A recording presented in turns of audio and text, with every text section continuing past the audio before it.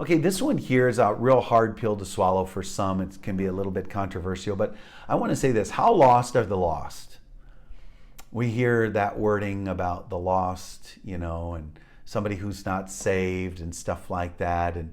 And so people today, it's very difficult for some people to evangelize. And one of the reasons is they don't realize how lost are the lost.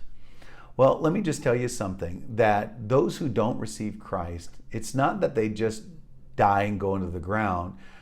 Their spirit lives forever somewhere.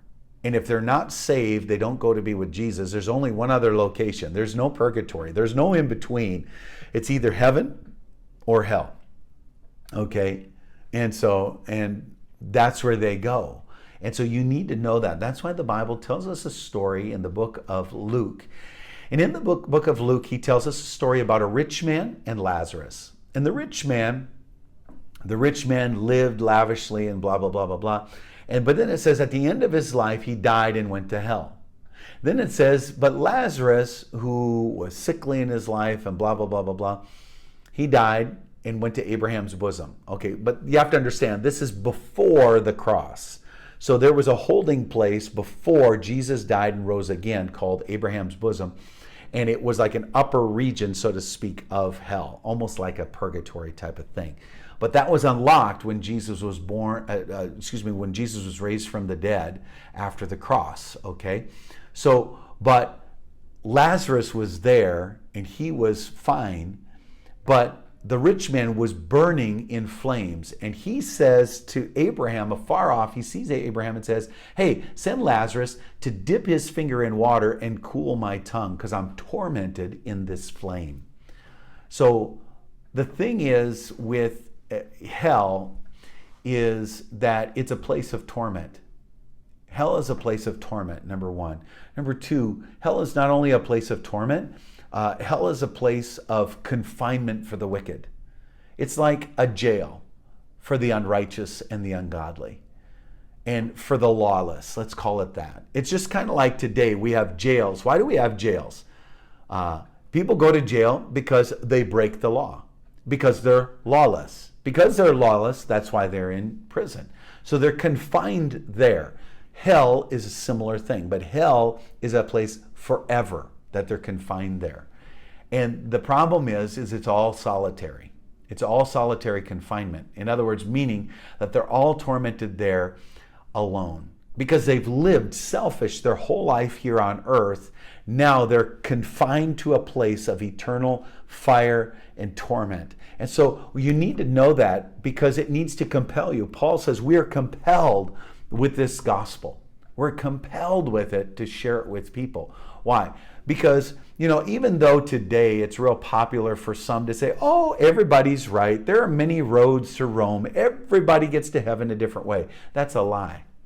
That's a lie. That's totally illogical. That's tantamount to me saying everybody believes 2 + 2 is something different. Everybody's right. This one says it's 15. This one says 4. That one says 11. That one says 227. Everybody's right. Well, no.